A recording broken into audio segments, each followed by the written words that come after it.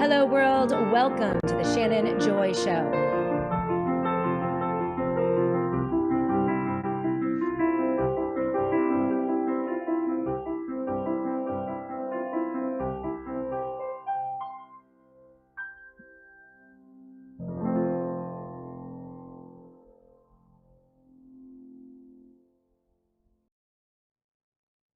Hello, world, and welcome to the Shannon Joy Show. We're broadcasting live from the Joy Virtual Studio right here in the beautiful Finger Lakes region of New York State. It is so great to be with all of you today.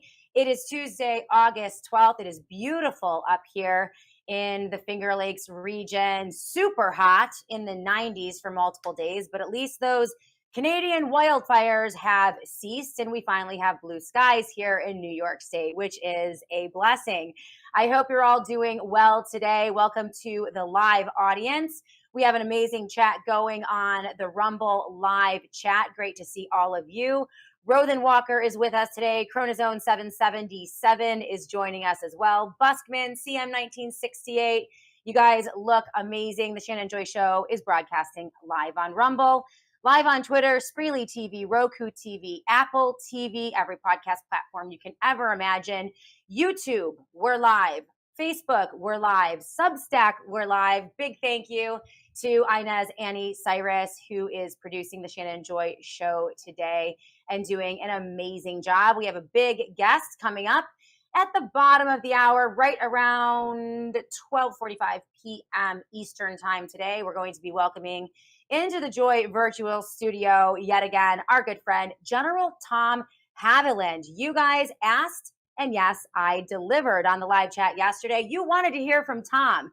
He has been doing the research on those white fibrous clots that have been showing up in autopsies across the country. He is the one who is going to embalmers conventions and meetings and getting statements from embalmers themselves about what they are seeing across this nation as we continue to suffer from the impact of the COVID-19 shots, wreaking havoc on bodies, continuing to wreak havoc in all sorts of ways, the myocarditis, pericarditis, heart conditions, cancers, turbo cancers, inflammatory diseases, neurological diseases, and yes, clots, strokes. And Tom has a lot to talk about today. In fact, he had a conversation with Dr. Jay Bhattacharya yesterday, who is the head of NIH.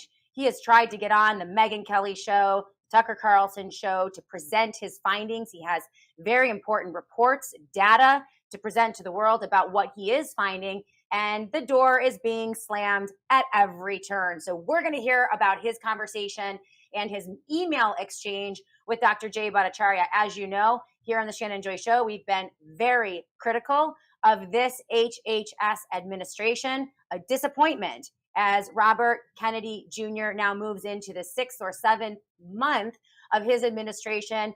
We have seen virtually nothing in terms of addressing and acknowledging the death and destruction coming from the rollout of Operation Warp Speed and the COVID shots under the Trump administration. And it's likely because this is another Trump administration, and they would like to forget. They would like to cover up what they have done to the American people. And so this has been a very consistent theme on the Shannon Joy Show, and we're going to hear from Tom in just a bit. So we are anxious to talk to him. And again, as I mentioned, you guys requested him yesterday, and he's been gracious enough to come on very short notice. So thank you to Tom. We're going to see you in just a moment. You see the headlines for today's show. Trump initiates, and we predicted this, when you reelect the guy who locked you down with a medical, military, martial law in 2020, well, it's very likely that you will get the same thing in his second administration because, well, we've trained this president, this administration, and our members of Congress that we will take it. And now, under the guise of an emergency, a memorandum coming from President Trump and also a statement, a press conference yesterday at 10 a.m., he is initiating Lockdown 2.0, military style, the occupation of Washington, D.C. Is your city next? Yes, Trump says that the military is coming to New York City, LA, and Chicago next to impose what he calls law and order. I can tell you, as a gal who was in New York City just last weekend for 4 days, a lot is going on in New York City, but a national emergency is not one of those things. It was actually very well-functioning city. I felt very safe 99.9% of the time. We had no issues whatsoever, and it was quite lovely. Anyone who would like to say that New York City is under a state of emergency is missing a few brain cells. But we have learned that it doesn't matter if there's an emergency. They will create one, make one up, push it out to their sycophants and their propagandists in right-wing media, and they will create any kind of emergency they want to justify the expansion of military power. This is completely unconstitutional.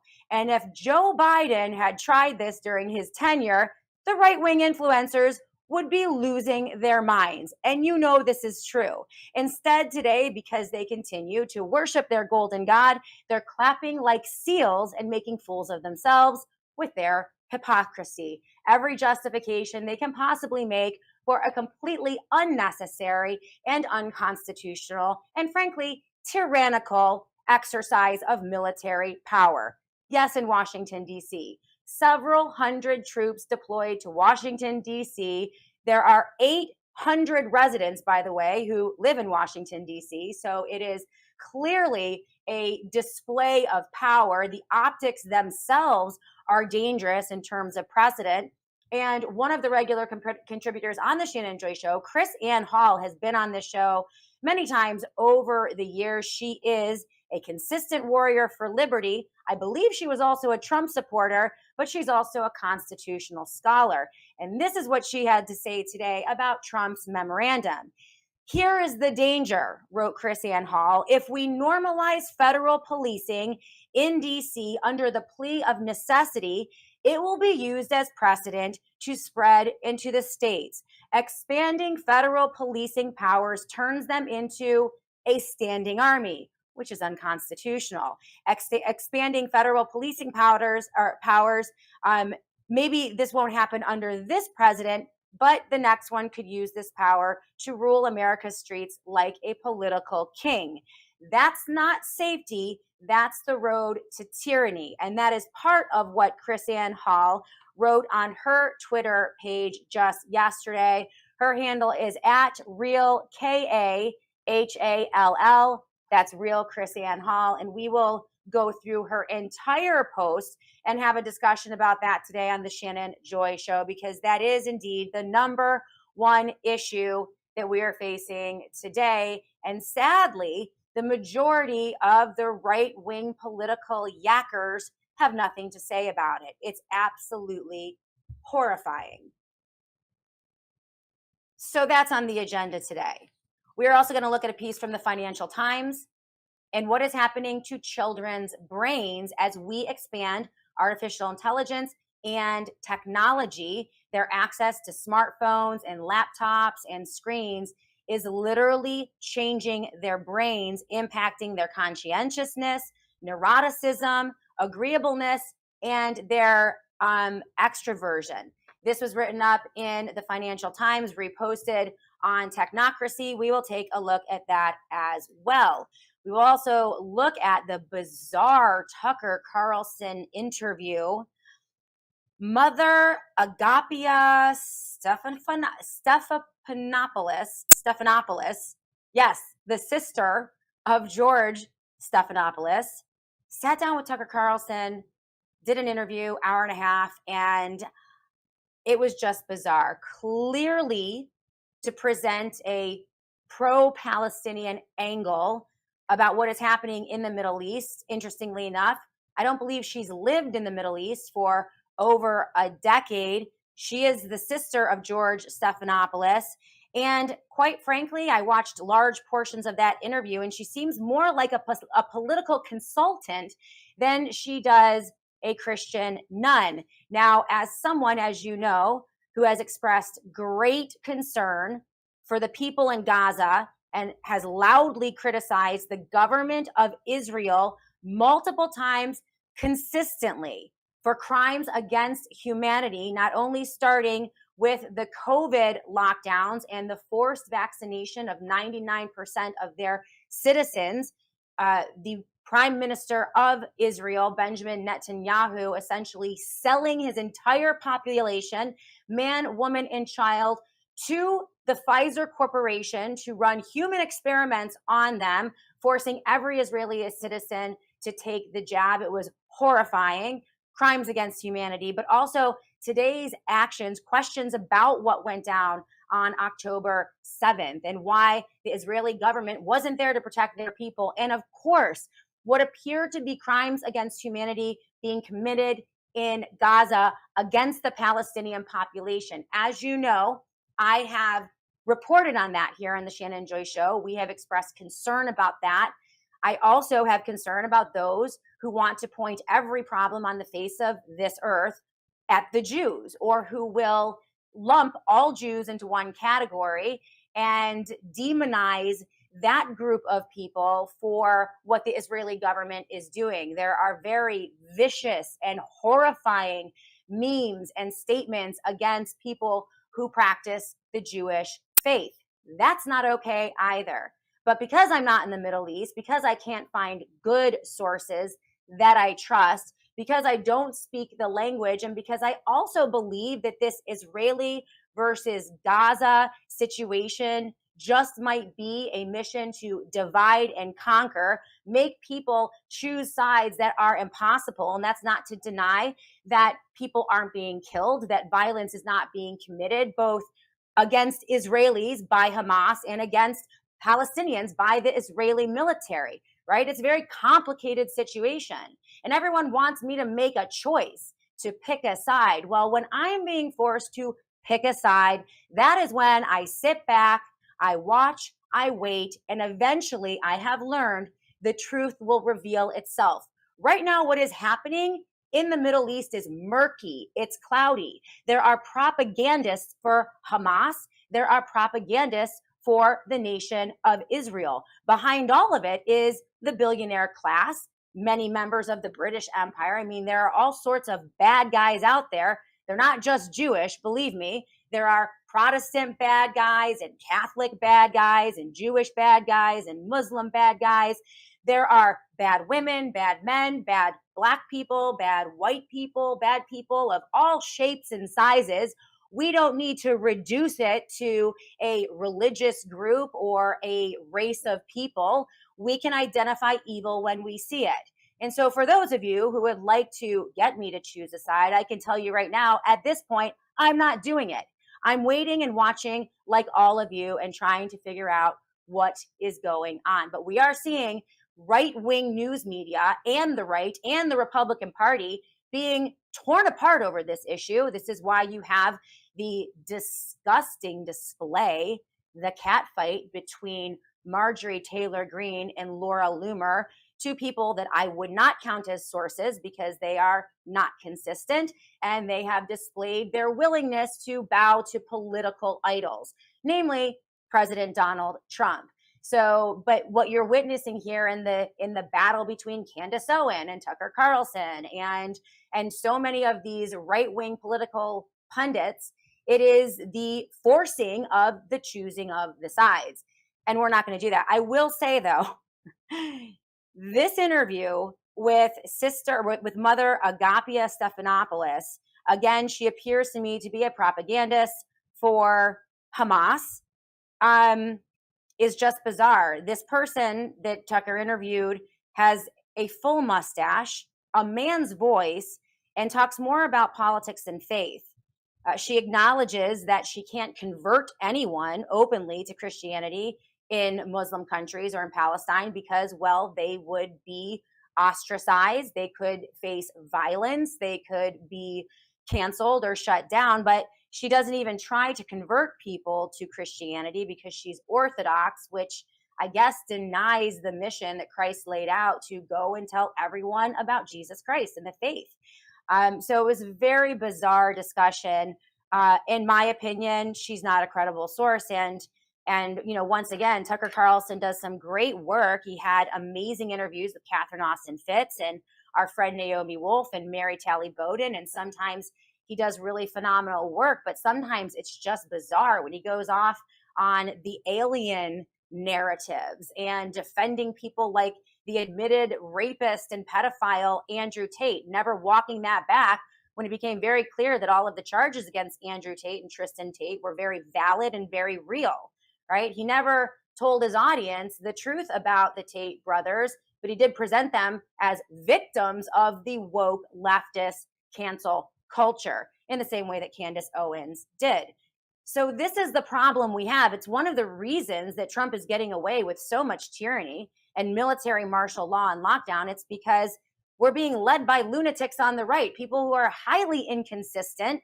They're right about some things, but when it matters, at the time it matters, in the way it matters, they always get it wrong. And while they're all fighting over these peripheral issues and lobbing attacks at one another, and let me tell you, the Laura Loomer or Margaret Taylor or Marjorie Taylor Greene fight is vicious and horrifying. It's not even worth displaying or talking about here on this show, but it's just a circus sideshow. When they're all talking about these peripheral matters that don't matter, you know what is happening. Trump is locking the nation down again. We are devolving into military martial law. We are losing our rights. We are not addressing the COVID democide of 2020 and 21. Our agenda items are not being met. The debt is exploding. Inflation is rising. The American dream is slipping away, and we're losing our Constitution at a breakneck pace. And meanwhile, they're fighting Candace Owens on a bizarre mission to prove that the French prime minister's wife is a man, and also trying to sell t-shirts. I have video documentation of much of this, and we'll get to it today.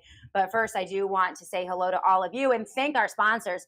Yesterday on the Shannon Joy Show, the amazing Peter Schiff joined us to talk about the breathtaking pay to play, the blatant corruption, the merging of the governmental systems and large global corporations in an unholy alliance that is now a threat to liberty in our Constitution and free markets. It's destroying the free market. It's placing pressure on small to medium-sized businesses. It's impacting people's stock portfolios. And again, making the American dream almost impossible. This is why Peter talked a lot yesterday about the gold and silver strategy that every single American needs to have. Gold and silver, physical gold and silver, is the hedge, one of the only hedges against the chaos and the corruption of our federal government, whether it's the Biden administration or the Trump administration. And this is why Jesse Colombo is reporting in his most recent report on gold and silver that he believes in the next couple months we can see another surge, a $900 surge in the value of gold over the next 60 to 70 days. He's also predicting $15,000 gold within 10 years. So it's not too late to begin to hedge and protect your retirement with physical gold and silver. The company that I recommend, Colonial Metals Group. Go to colonialmetalsgroup.com/joy right now. That's colonialmetalsgroup.com/joy. They have a free gold guide. They will walk you down the path, give you all the information that you need to know, whether it's physical gold and silver in your safe or investing or backing up your retirement with a gold and silver IRA. That's real gold and silver backing up your retirement. It's what I do to hedge along with other strategies. And you can get started today. Go to colonialmetalsgroup.com/joy. That is colonialmetalsgroup.com/joy. We're going to take a quick break. When we come back, we're going to get into the news of the day. We're going to look at Kris Anne Hall's piece on the unconstitutionality of Donald Trump's military lockdown, how dangerous it is. I want to get comments from all of you on the live chat. You look phenomenal today. Mark the Regan is with us. Cecilia 14 is with us. Buskman joins us as well. Would love to hear your comments on my opening monologue Any questions, put them in all caps. We'll get to you guys in about 10-15 minutes. We will bring the amazing General Tom Haviland in on the Shannon Joy Show to look at the successes and the failures of MAHA and what is going on with those white fibrous clots. Keep it tuned right here on the Shannon Joy Show. We'll be back in a minute. We also love our partnership with our friends over at the Satellite Phone Store. In an emergency, whether it's a natural disaster, whether it's a government-inflicted pseudo-emergency, whatever it is, the more prepared you are, the better off you're going to be, and the better you're going to be able to make decisions for your family that will help you in the long term. And so Satellite Phone Store has been our one-stop shop at the Shannon Joy household for everything that we need to be prepared. Whether it is a solar panel or a generator, they have all sizes of generators that you can use in short term, long term, whether it's the Faraday collection, right? Protecting your devices from EMP, EMF, and also protecting your bodies from EMF radiation, 5G, 4G, 3G, you name it, all the Gs. They have the most extensive line of Faraday products, I think, on the market. And they are the highest quality Faraday you can get. From the blankets, the beanies, and the bags. They are always 10% off when you use the promo code JOY. So go to sat123.com/joy. That's sat123.com/joy. Always use that JOY promo code. It always works. And of course, they have the satellite phones. The best way for you to keep in touch with your loved ones when the lights go out. And as we have seen in recent news headlines, the lights are going out more and more. And as they are taxing our grid with this building of the techno digital gulag, they are using up more and more energy sources. And so many outlets are, you are seeing one story after another of predicted rolling brownouts, blackouts. This is coming. This is going to be a reality in the next 24 months because of the expansion of the technocracy and the data centers. And so this is when, we need to be prepared. That's why you need the satellite phones and all of these preparation materials. So sat123.com/joy. That is sat123.com/joy. Let's bring our good. And we're going to have the same thing here. But then I'm going to look at New York in a little while. Let's do this. Let's do this together. Let's see. It's going to go pretty quickly. And if we need to, we're going to do the same thing in Chicago, which is a disaster. We have a mayor there who's totally incompetent. He's an incompetent man. And we have an incompetent governor there. Pritzker's an incompetent. His family threw him out of the business, and he ran for governor. And now I understand he wants to be president. But I noticed he lost a little weight, so maybe he has a chance. You never know what happens. But Pritzker's a gross incompetent guy, thrown out of the family business. But when I look at Chicago and I look at L.A., if we didn't go to L.A. 3 months ago, L.A. would be burning like the part that didn't burn.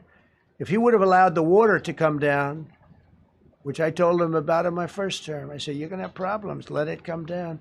We actually sent in our military to have the water come down into L.A. They still didn't want it to come down after the fires. But that was it. We have it coming down. But hopefully L.A. is watching. That mayor also. The city's burning.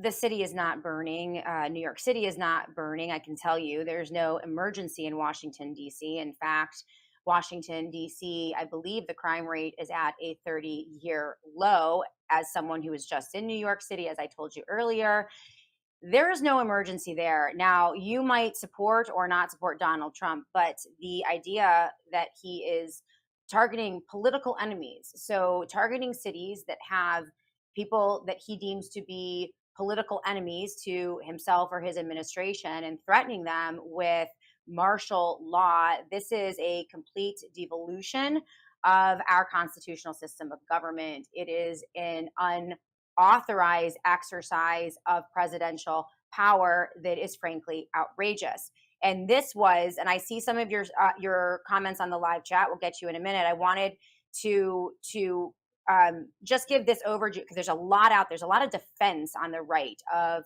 this action by President Trump. And I'm very concerned that he is going to try to expand this using law and order, using what he calls the lawlessness and disorder. Again, we predicted this in the Shannon Joy Show that he would use illegal immigration, gang violence, these type of problems to justify a muscular expansion of military martial law. But this is what Kris Anne Hall, a constitutional scholar and a contributor on the Shannon Joy Show, had to say about it. What she wrote here is that, and she said, you may not like this, okay? You may not like my position here because it's going to be critical of the president. But she's saying that the president's executive agencies now have a freer hand in Washington, D.C. than in any other state, because Washington, D.C. is not a state. It is a district, and it is controlled by the federal government. So he's actually able to do this in some way. Congress is actually supposed to be making these rules regarding what happens in Washington, D.C., not the president. But it is true that he has a little bit of a freer hand in D.C. because it's the District of Columbia and not a state. States have protections according to the Constitution. And so, yes, the president's executive agencies have a slightly freer hand in D.C. than in the state, but only under the direction of Congress, writes Kris Anne Hall. Here's the danger. If we normalize federal policing in D.C. under the plea of necessity, it will be used as precedent to spread into the states. Expanding federal policing power turns them into a standing army. Maybe not under this president, but the next one could use that power to rule American streets like a political king. That's not safety. That's the road to tyranny. And in the clip that I just showed you, it is very evident it's not going to be a future president. It is evident that Trump would like to expand his powers into blue cities and against political opponents, using the full force of the United States military. And he mentioned 3 in particular: New York City, Los Angeles, and Chicago. She said it's important to notice that the DC state movement, and this is the opposite, this is the leftist response to this, which they would like to make Washington, D.C. an actual state. She says that the DC state movement is trying to capitalize now on this crisis. Making DC a state would not solve the problem. It would actually amplify them, according to Kris Anne Hall. The founders were very deliberate in making sure that Washington, D.C. would never be a state. They knew that if the seat of the federal government were inside of a state's borders, that state would gain dangerous leverage over the entire nation. Imagine if Congress, the president, and the Supreme Court were all physically located in California or New York, and in a state whose governor could block access, cut off resources, or use its laws to interfere with federal operations. That state could hold the entire union hostage. This is why the District of Columbia is not a state. So even the response to this from the left is not in the right way at the right time for the right reasons. This is why everything is so convoluted and confusing. But she does write, Article 1, Section 8, Clause 17 gives Congress exclusive legislative authority over the Capitol to prevent that abuse. Now, President Trump did not issue an emergency declaration. He did not issue an executive order. He issued a memorandum deploying the National Guard. So I'm not sure what that difference is. However, it is not the purview of the President of the United States to do this. This is an expansion of his power. You can reform the law and order system in D.C. Congress can take some action and make sure that it's safe for the 800 citizens that live there. But this is clearly an optics move for the president. It is home base. It is achieving it in Washington, D.C., and then expanding it to other states. And that was very clear in his press conference. And that is precisely the danger. By keeping D.C. independent, they ensured no single state could dominate or intimidate the federal government. Turning D.C. into a state would undo that safeguard and create the very imbalance of power the Constitution was designed to prevent. Okay, so what needs to happen is they just need to reform the criminal justice system in D.C. and kick out the chief of police, get a new guy, and instill some law and order. Right? It's not that complicated, but of course they want to make it much more complicated because the agenda is not law and order.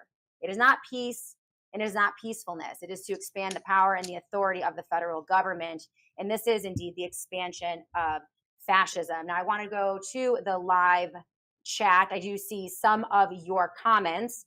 I see you, Rothen Walker. Sorry, Shannon, but your criticism of Israel regarding the Gaza genocide has been spotty at best, barely a word, even when your audience has been asking for coverage. The reason this is difficult for me, Rothen Walker, is that many of the images and the footage and the things that I see that are horrifying, and they're being platformed on massive social media platforms, and they're being tweeted and retweeted, and they look terrible. But at this point, because of AI, because of very sophisticated propaganda operations on both sides of this issue, I have a hard time believing everything. Now, there are people I trust who are very concerned about this, and this is why I've platformed them. I've had Doc Malik on the show. I've had Catherine Austin Fitts on the show. I've had the last American vagabond, Ryan Christian, on this program to talk about this issue. In fact, I'm bringing Ryan Christian back on the Shannon Joy Show, I think this week or next week, to talk specifically about what he believes is happening in Gaza. So I apologize that I'm not taking the hard stance that you want me to take, Rothen Walker, but I really, in many ways, see this as a trap and also a way to divide people. And I'm not confident taking the firmest stand. I'm also very worried about some of these accounts who are highly, highly vicious and horrifying to Jewish people.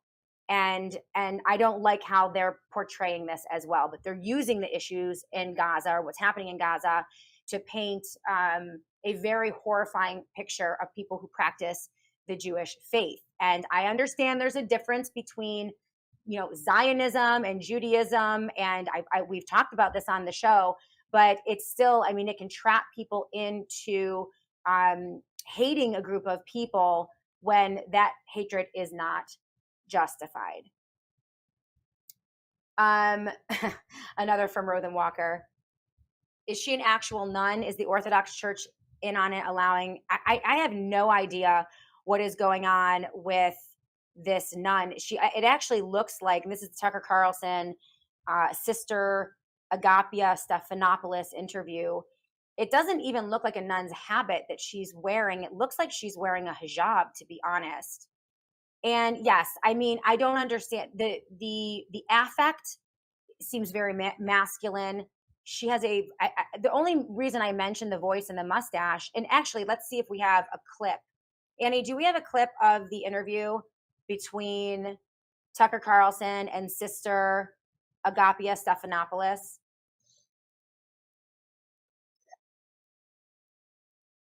Yes. Let's run the clip, and you guys listen. The least of my worries about this interview with Sister Agapia is her appearance, and part of me felt like we're being punked here. Like, this is, you can't even deny it. It's kind of so obvious. But you guys take a look at it yourself, and then I'll get back into why I believe this is more of a propaganda operation, and I don't find this person to be a credible source for information about what is happening in Palestine, mainly because she's not even there. But let's take a look at this clip, and then you guys can decide for yourself. Did you make any converts in Palestine ever? Did you ever see Muslims converting to Christianity? You have to be careful with it, but I will say that I don't know those Muslims that have converted to Christianity, but it's not something you can do openly. Not that they're going to be killed, but it won't be looked upon well, and it's not easy to do. Is it legal? To proselytize? In Palestine? Yeah. You can talk to me. I guess it doesn't, the interesting thing is I'm Orthodox, and in Orthodoxy, we aren't really a proselytizing faith. It's a faith that becomes of what you are and how you live. You know what I mean? It says you don't actively do missionary work in a lot of cases. Okay, so Sister Agapia Stephanopoulos was a nun, apparently in Palestine, but she didn't proselytize. She did not convert. In fact, she even admitted in that clip that they cannot openly convert. They won't be killed, right? Oh, thank you, right? But she can't practice Christianity openly. She can't openly proselytize. She ran a school that educated young Muslim children, but she never witnessed to them. She never told them about Jesus Christ. She never told them about Christianity. So the point, the question you ask is, well, why is she there? Now, she's highly political. I mean, if you look at the nature of this interview, they talked about Israel, Israel's apartheid system, which I've heard about. But the nature of the interview sounded more like she was a political consultant or a PR person for the cause of Palestinians in Gaza. And also she is a supporter of Hamas. Now, many people will say, well, Israel created Hamas. Well, then Sister Agapia would have to be a proponent of Israel, which doesn't make any sense, right? But if she is, if you just want to look at Hamas at surface level, most people would acknowledge it's a terror organization and they kill people. So she supports Hamas, but she doesn't support Israel. She's a Christian, but she doesn't proselytize. She's never had a single convert. And oh, by the way, she hasn't been in the region, and I believe 10 or maybe 20 years. So that is why, and there's just the bizarre imagery of it, which just struck me. I don't want to be a mean girl. I know that Rothen Walker is saying that I'm a mean girl for talking about the fact that she has a full mustache and a very deep voice and a masculine affect. I'm not saying anything. I'm just saying it's a little bizarre. And the fact that she's wearing a hijab and not a habit is also quite bizarre. But I don't know about whatever Christian orthodoxy is. I just know. Mama C 1996. Thank you for putting things into perspective, especially with Israel. I never know who to trust.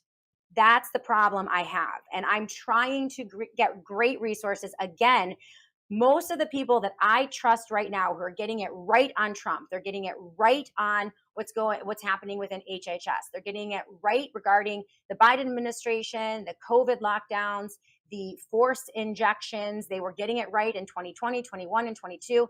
Those people at this point are more sympathetic to the plight of the Palestinians in Gaza and very concerned about what they say is a genocide. I'm very open to that analysis and that being the case. And that's why I have them on the show. So, it is what it is. Let's see if we have any more comments. I'm going to bring Major Tom Haviland in just a moment, but let me get a few more comments. Mama C 1996. She does look like a little bit like Peter Hotez. It's very weird. And she does look like Peter Hotez. Listen, don't kill the messenger. Don't blame me for looking at this. I don't know. It's bizarre. It's bizarre. Longmeadow, Shannon, no AI needed to show Israeli war crimes. Get in contact with Aaron Mate, Gebor Mate, or Dan Cohen for historical perspective of Israel. I don't know who they are. I have no idea who they are, but thank you for the recommendation, Longmeadow. As I mentioned, one of you who told me that I should listen to Ryan Christian, The Last American Vagabond. Well, we're having him on the show. So if you guys want your position articulated, we'll talk to Ryan about that. Strident Conservative is with us today as well on the live chat. You're looking good. All right. Back to more important things. All right. And this is kind of like a side issue. It was just very bizarre. It's very bizarre. And this is why these sources are just, right-wing media. They're all over the place. And I find it harder and harder to use them as great sources. CJP Rumble, stop attacking each other's faith. Don't fall into this narrative trap. Be kind. I agree with you, CJP Rumble. Let's take a quick break. When we come back, we're going to bring Major Tom Haviland in on the Shannon Joy Show to talk about his work exposing what is in the shots and what is happening in people's bodies, the white fibrous blood clots. Amazingly, he had a conversation with Jay Bhattacharya. He's the head of NIH. Not doing enough, in my opinion, to find out what is happening as a result of mass injection of very dangerous mRNA technologies. Also an email exchange as well. We're going to get the full story from Major Tom Haviland when we come back. Keep it tuned right here on the Shannon Joy Show. That's the story, the overvaluation. And Jesse Colombo talks about it in this piece. One of the reasons that he thinks that gold is not only going to surge to 4,400 very soon. He thinks in the next 10 years that I believe gold could reach or will reach at least, get this, 15,000 per ounce in the next decade. And that will be the case if we continue to see the corruption and the distortions and the profligate spending and the manipulations by not only the Federal Reserve, our fiscal and monetary policy, but by both political parties. And there is no end in sight, it seems. This is why I have been telling you, it is not too late to get into gold and silver, whether it's physical gold and silver in your safety deposit box or backing up or moving big portions of your IRA or your 401k into gold and silver backed retirement accounts. I cannot recommend exploring your metals strategy with our friends over at Colonial Metals Group more.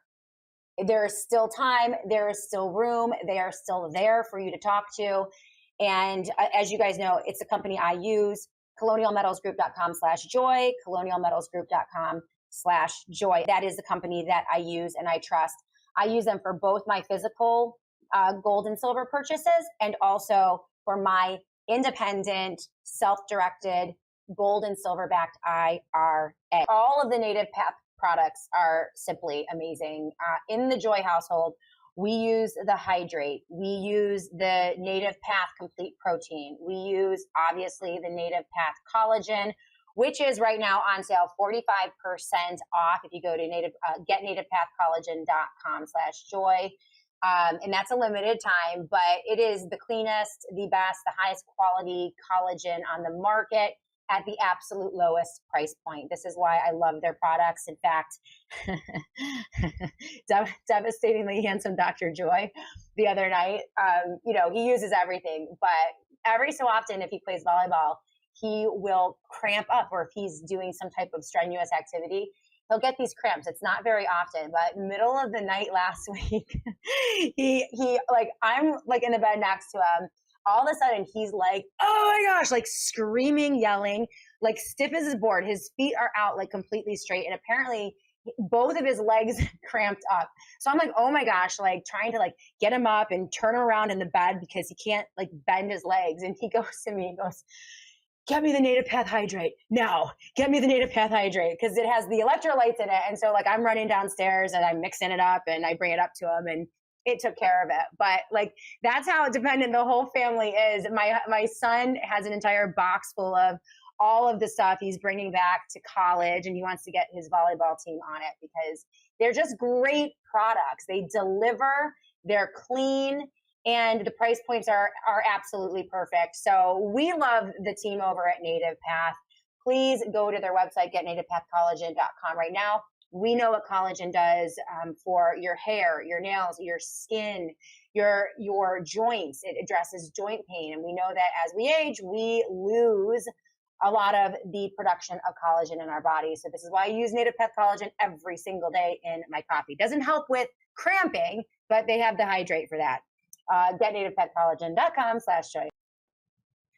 Welcome back, everyone, to the Shannon Joy Show. Without further ado, let's welcome the amazing Tom Haviland into the Joy virtual studio. So great to see you today, Tom. You actually got to meet Tucker Carlson. You have been a very, very busy man all over the country. You presented the white fibrous clots to Tucker Carlson, had a conversation about it. You've reached out to Megyn Kelly. You have attempted to appear on both of their programs to tell everyone about what you're finding, the embalmers reports, and what you're seeing as you're going to conventions across the country.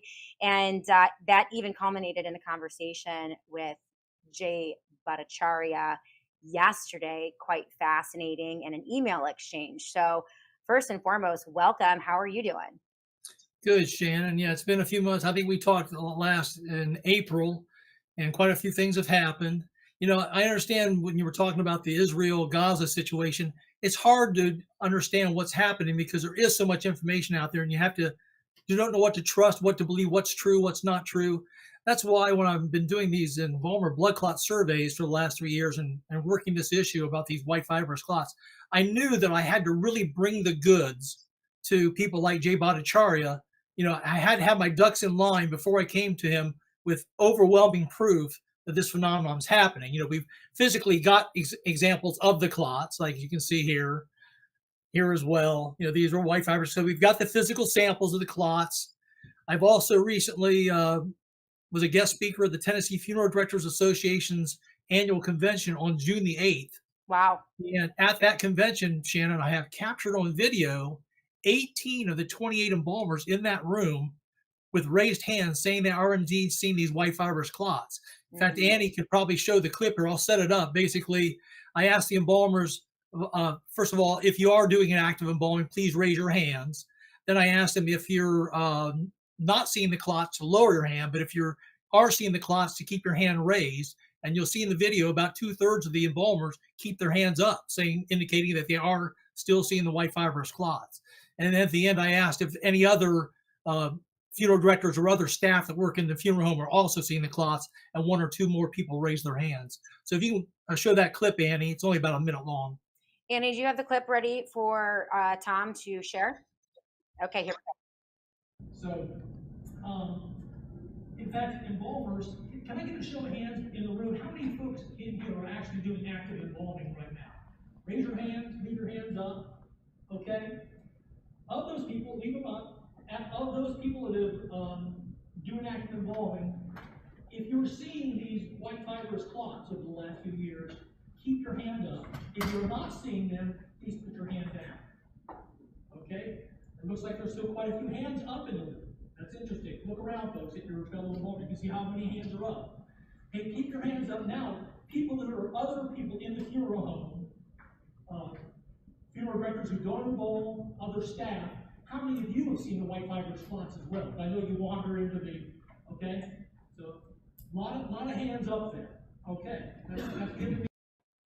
That's astounding, Major Haviland. And so just to refresh the audience on the white fibrous clots, can you give them the quick overview of the nature of the clots, why they're dangerous, where they're showing up, and why they're related to Operation Warp Speed and the rollout of mass injection in the U.S. Millions, hundreds of millions of Americans injected.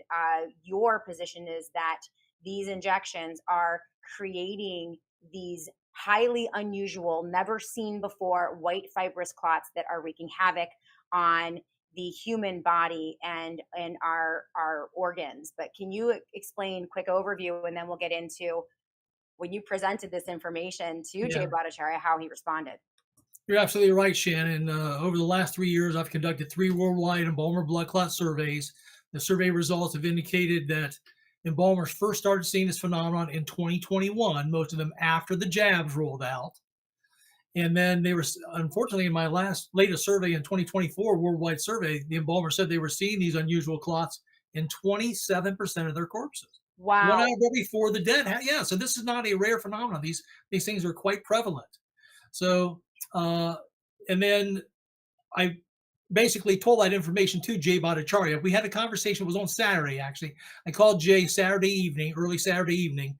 I didn't want to cut into his evening too much because that's his time off of work as well. We had about a 5 or 10 minute conversation. He let me do most of the talking. He did mention at one point that he knew about the clots from previous conversations with Dr. Ryan Cole, one of our good friends. And that didn't surprise me because, Richard Hirschman sent examples of the clots, samples of them to Ryan very early on in the pandemic when Richard first started coming across them for Dr. Cole to analyze. So that didn't surprise me when Jay said he had talked to Ryan Cole about it. But then, like I said, he let me do most of the talk. And then I told him about the 3 surveys I've done, about this clip that we just watched, where now we have proof from the United States State Funeral Director Association that these things are indeed real and prevalent. I also named off for him 4 Funeral Director Association presidents. Mr. Woody Wilson, who is the president of the Ohio Embalmers Association, says he's seeing the clots. Chris Calvi Jr., president of the Pennsylvania Funeral Directors Association, saying he's seeing the clots. Wow. Mr. Taylor Moore, obviously the president of the Tennessee Funeral Directors Association, saying that he's seeing the clots.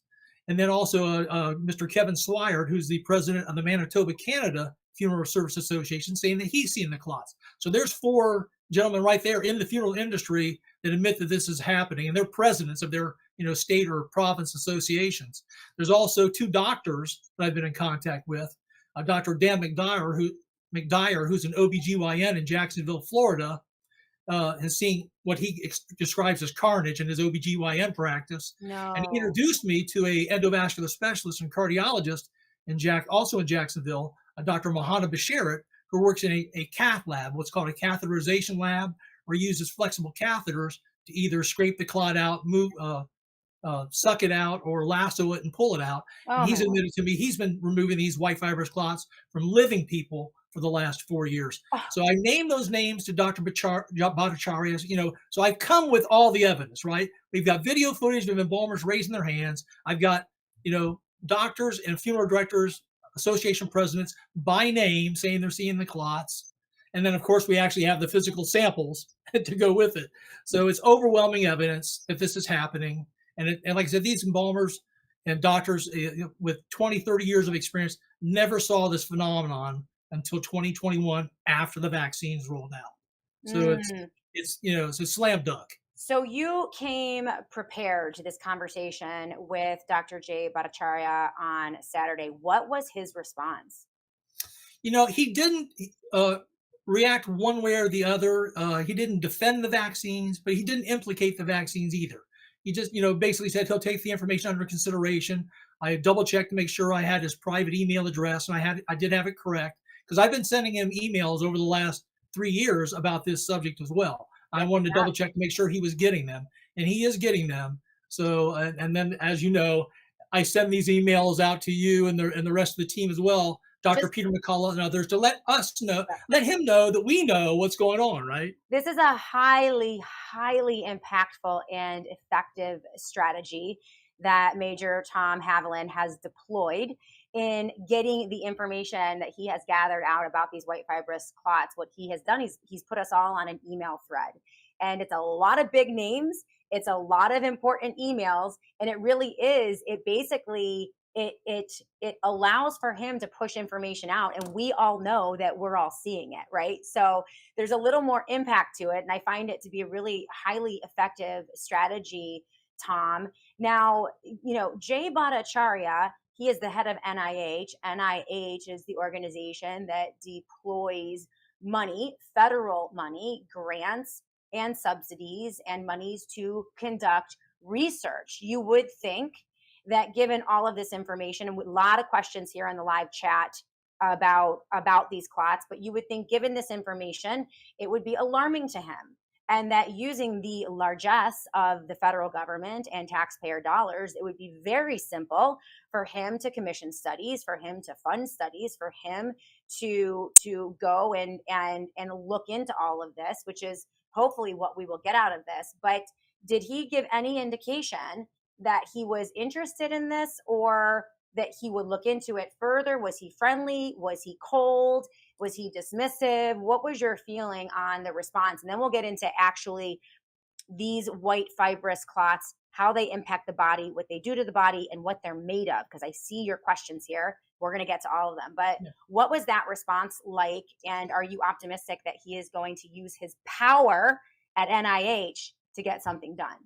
I am hopeful, Shannon, because he was non-committal on the phone, but he's always been very professional, polite, kind of a soft-spoken guy. Yes. I first ran across Jay back in early 2020, right when COVID struck. We didn't have vaccines yet.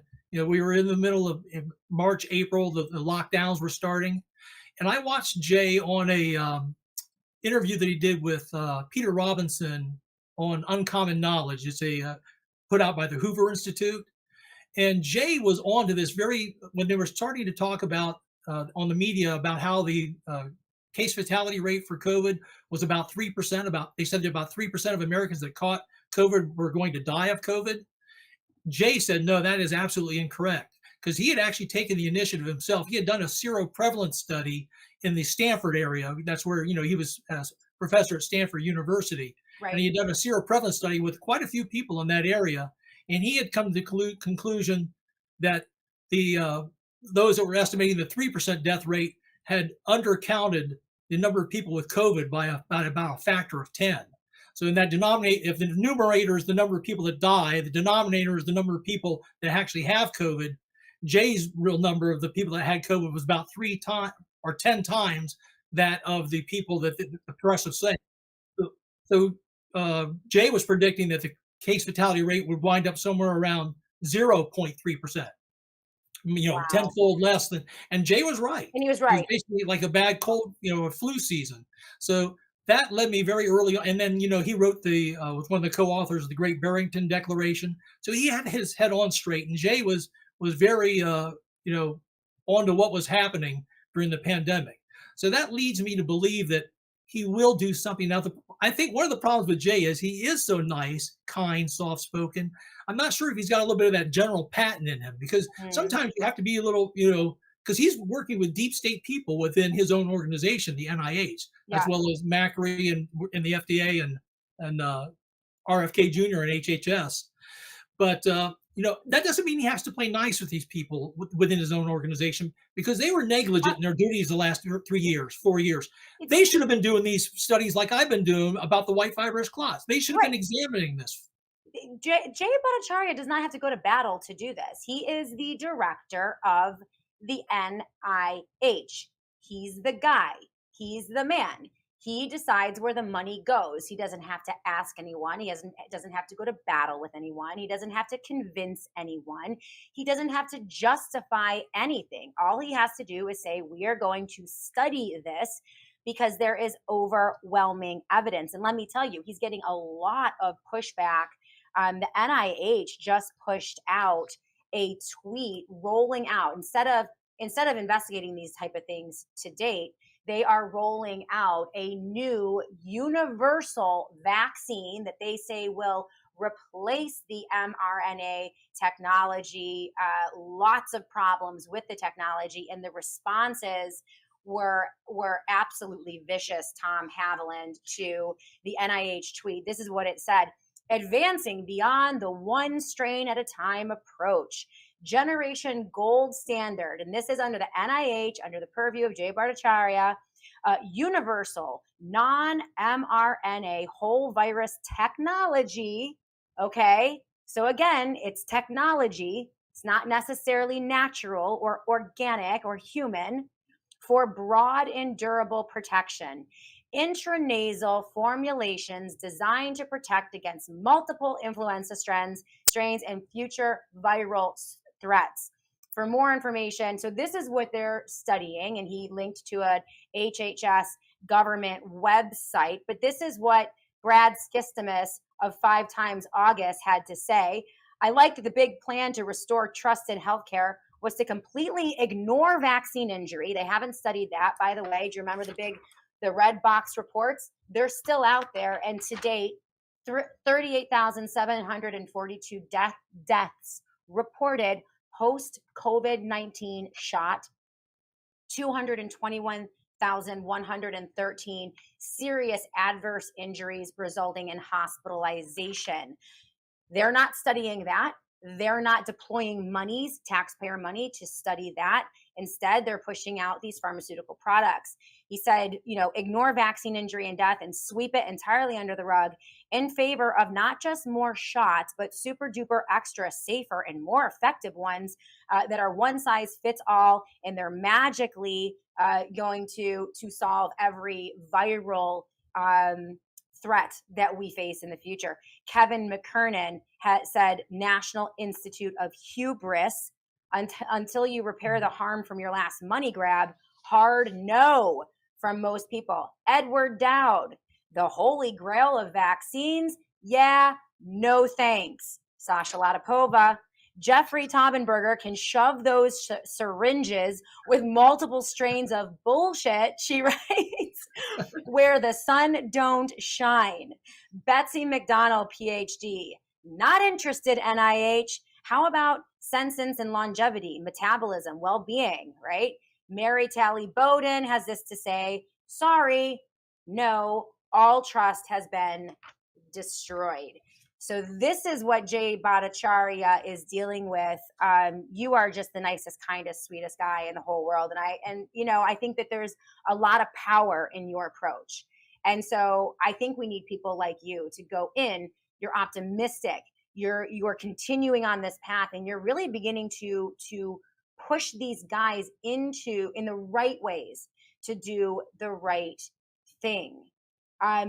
What do you think would be a win? What can Jay Bhattacharya do that would satisfy you?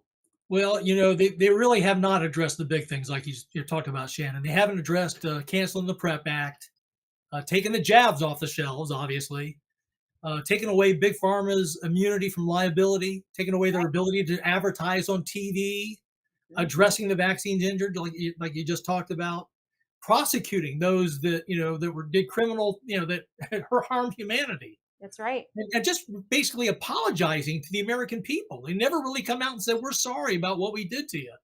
And then, like you say, tell them the truth about the actual damage from these things, like these white fibrous clots, like the myocarditis, the nerve damage, the miscarriages, what it's done to the fertility of our young people. It's, it's amazing, right, the things that they have not tackled yet. These are the big things, and they have yet to tackle them. Well, and this is what frustrated Naomi Wolf and Sasha Latypova. If you haven't seen last week's show on Thursday, mean girls, nasty girls, like we're bad girls, we are not going to take this anymore. That's what really frustrated Naomi, is that just tell the truth. Like, the best PR on the planet is PR that is rooted in truth. It is the easiest. It is the most messageable. It is the clearest, the cleanest, the most concise. And then we don't feel like we're being gaslit, like we're being exactly severe. And I'm frustrated too, Shannon, because as you mentioned earlier, I'm having a difficult time getting some of these big players like Tucker Carlson, and Annie, I don't know if you want to show. I sent Annie photos of me presenting the white fibrous clots to Tucker. I gave him a vial of these. Right.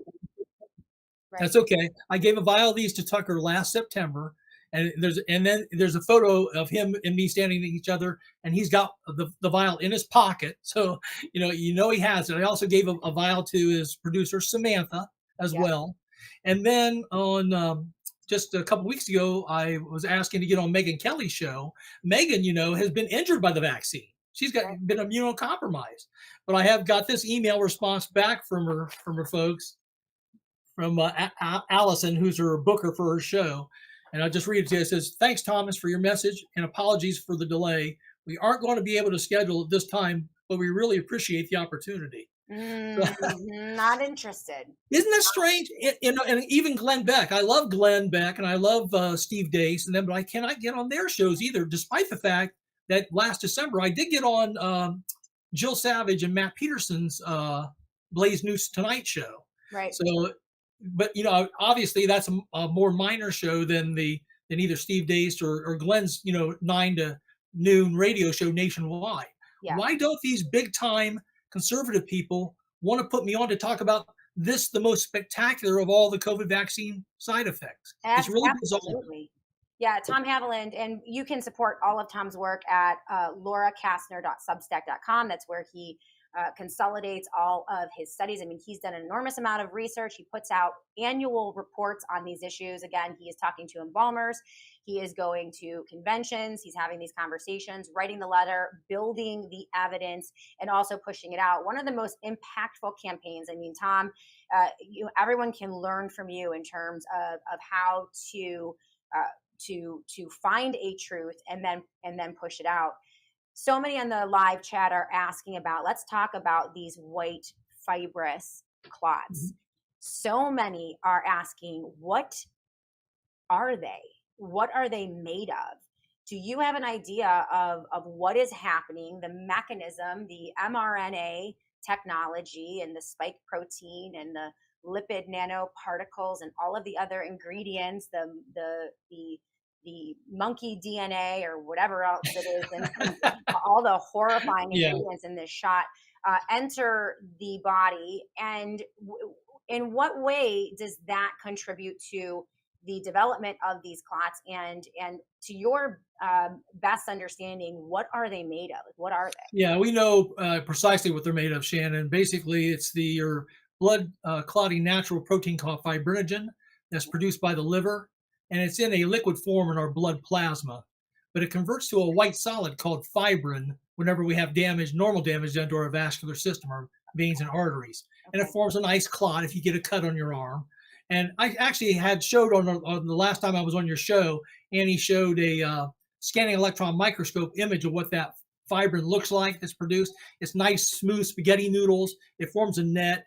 It then collects your red blood cells and your platelets and forms a nice clot at the site of the wound until that wound's healed. Right. Then we have another enzyme called plasmin that comes along and breaks down that clot, and you're good to go again. Right. But in the case of these unusual white fibrous clots, that fibrinogen, that natural fibrinogen we have produced by our liver, is binding with the spike protein, either from the virus or the COVID vaccine, and instead forming these bizarre rubbery clots. The phospholipid nanoparticles that deliver the mRNA from the vaccine are also getting in the game as well, and they're becoming phosphorylated and also binding with the fat fibrinogen as well. So, and we have proof of that at the microscopic level. Like I said, we have scanning electron microscope images of what that fibrinogen looks like. It's all twisted and has these nasty nodules. Then our plasmin cannot attach to it and break it down. So then the clots grow and grow and grow, persist until they actually completely block off a vein or artery. And that's when you get your stroke or heart attack. That's why they call it died suddenly. Oh my gosh. Yeah. Can you point the audience to some of the best research? Are there any studies, any research studies? I know there are, you put these under microscopes and you have some data there, but where's the best data? If you were to have a meeting with Dr. Jay Bhattacharya and you were to say, explain what you just told us, because that's huge. That is of a critical importance for HHS and Bobby Kennedy Jr. and Jay Bhattacharya. How many people could avoid a stroke or a heart attack or an untimely death, a sudden death, if they knew about these white fibrous clots, they knew how they were created and then could treat them? You mentioned that there are some medical doctors out there who are treating patients. They're pulling them out of living patients, right? Where is that data? Does it exist anywhere? And what are some of the best studies and research that you have seen? It does. And actually, by going to our Substack on Clotastrophe at lauracasner.substack.com, I've written an article about that. There's a gentleman named Mr. Greg Harrison in Sydney, Australia, who's leading a team of scientists that have done all kinds of analysis on the clots. They've done something called inductive coupled plasma mass spectrometry testing. They've done high performance liquid chromatography testing, Congo red staining, thioflavin T staining, Raman spectroscopy, and real-time quaking-induced conversion testing, as well as the scanning electron microscope analysis. And everything that they've done, all the analysis they've done on these clots points to one thing, that these are indeed what's called amyloid, AMYLOID proteins, which are misfolded proteins. Basically, our fibrinogen is misfolding thanks to the spike protein from the vaccine or the COVID virus itself. So the data is there. It's supported by a lot of historical scientific papers. It's just overwhelming evidence. We know what's happening. And I did send an email actually to Jay Bhattacharya on Sunday after the one I sent on Saturday with that information in it. So Jay's got all the information he needs. And this is what we're asking for. We're asking for his own NIH, the CDC, the FDA, university labs all over the world. Get your own samples of these embalmers' clots. Do your own analyses to either confirm or refute the findings from Mr. Harrison and his team, and the work of also of Dr. Kevin McCarran, a neuroscientist in Japan, because we've nailed down what's happening here, and it just needs to be confirmed. But as our Dr. Ryan Cole likes to say, if you don't go, you can't find a problem if you don't go looking for it. Right. And that's what the government's done the last 4 years, Shannon. They haven't gone looking for the problem, so they left it up to us, the general public, to do it ourselves. Great. Here's a question from the live chat. If you guys have questions on the live chat, I would ask them again right now. Put them up there in all caps. I've seen a bunch come down on the live chat. I might have missed one or two. So if you want to get your question asked and read for Major Tom Haviland. Please put that up again in all caps. Diog99 has a question for Tom. Has clot growth been decisively linked to the spike protein created by vaccine transfected cells? I think you kind of answered that, but yes, yeah, absolutely. And you just explained that. For Tom, another one from Diog99. Do you think the clots are an intentional attempt at depopulation? That's speculatory, but do you have a thought on that, Tom? Well, at first, the fact they weren't pulling these things off the shelves after they were creating great harm, I suspect it was a money grab. But then as it got further and further into it, you do start to suspect that maybe there's something bigger at play here. Right. Because it has done terrific damage to, like I said, men's and women's fertility as well. So, because that's one of the places the lipid nanoparticles like to go the best, are men's testicles and women's ovaries. So it's amazing to me that these products have not been pulled off the market by now. And isn't it unbelievable that NIH is more invested and focused on expanding new versions of vaccine technology and universal vaccine technology? They're more interested in that and awarding massive contracts and grant monies and FDA approvals to pharmaceutical corporations at the expense of this, right? Did Bhattacharya give you any indication that he was going to do something? Well, we did see recently that RFK Jr. announced that BARDA, right, stopped 22 projects that were dealing with future mRNA projects. So that, I think it was a total of about $500 million. And I know Sasha is concerned about whether that's a major move or just a drop in the bucket type move. But it's also not clear that money is going back to taxpayers. It looks as if it's going to be diverted or redirected. And the question is where to. But at least it's a quasi acknowledgement that there are cracks in the facade. Yeah, but before you move on to new projects, like you say, and going in different routes, and I'm glad if they do get away from the mRNA technology, because I think it's a very bad technology for humans as well as animals as well, and food. But they should assess the damage that's been done with the current, the vaccines that have been out there, the mRNA vaccines, before they go on and try to move on to something new. Right. Absolutely. Another question for Tom from My Valentine. What is a practical treatment for dissolving these white fibrous clots? The problem is once the white fibrous clots have formed, they've tried some of the best clot busting drugs like tissue plasminogen activator. They don't seem to have any effect at all on the clots. So then the doctors have to go in with flexible catheters. They either, like I say, suck them out, scrape them out, or lasso them and pull them out. The trick is for the clots not to form in the first place, to remove the spike protein, which is causing them, from the bloodstream. Okay. And Dr. Peter McCullough has shown great promise using the natural supplements nattokinase, bromelain, curcumin in his McCullough protocol.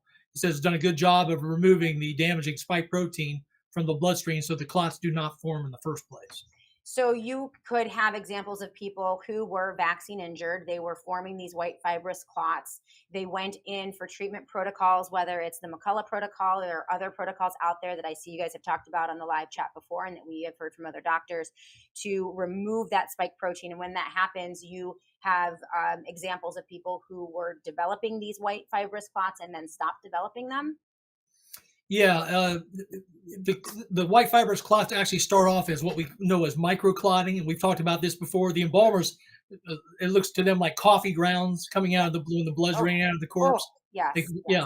And so there's methods. Dr. McCullough, for example, he tests all of his incoming patients for their spike protein levels, their spike protein antibody levels, when they come into his office.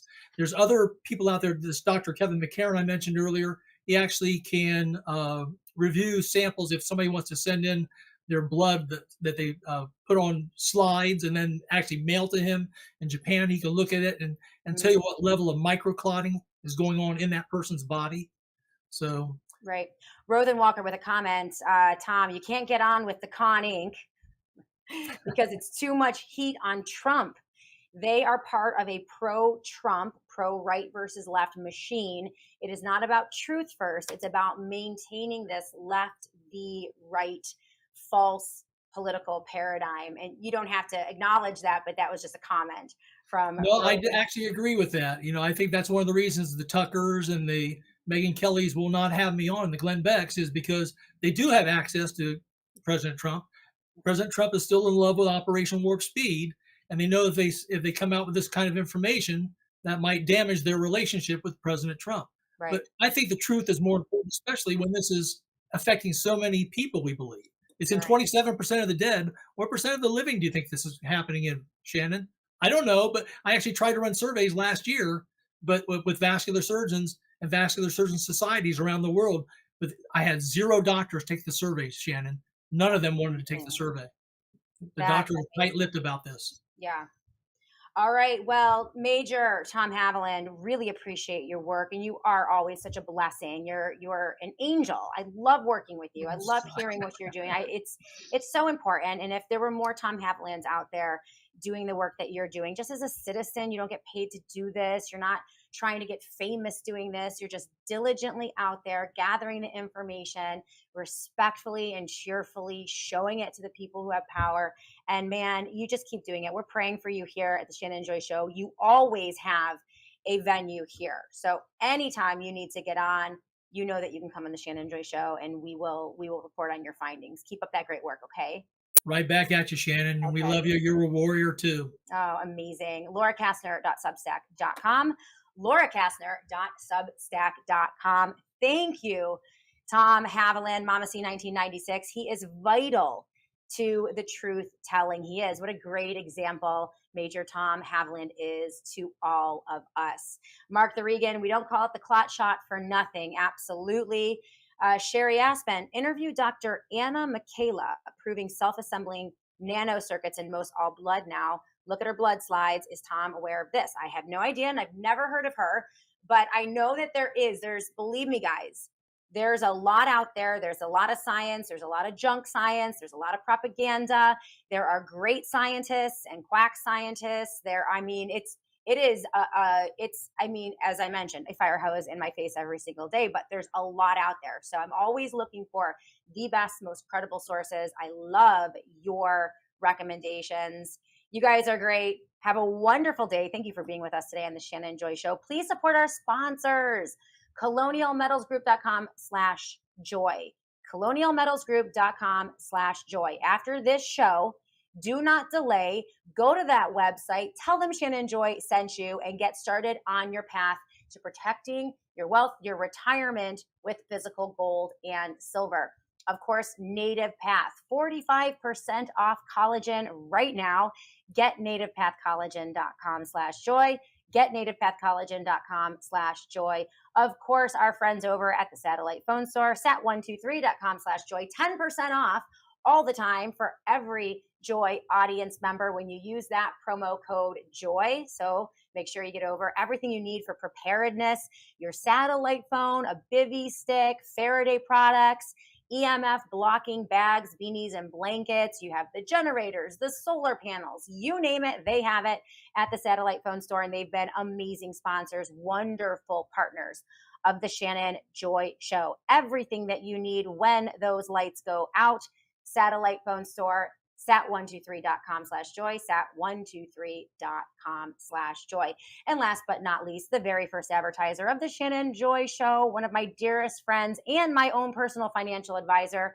For those of you who are in the markets, who are staying in with a portion of your retirement, you want a financial manager that you can trust, one who shares your values. I have been working with Dom for over 15 years. He was the first advertiser and sponsor Shannon Joy over 12 years ago, and he has been with me the entire time. An amazing person, a trustworthy person, an amazing financial advisor, and you can trust him. He shares your values. That's pcmpolano.com, pcmpolano.com. Remember, those sponsors keep the lights on here at the Shannon Joy Show. Without them, we couldn't bring this to you every day. So they're very important to me. I vet them all, and I know so many of you have used their products and services, and I appreciate you for that. Thank you to Annie for producing the show. We are so thankful for you. We'll be back tomorrow to do it all again on the Shannon Joy Show.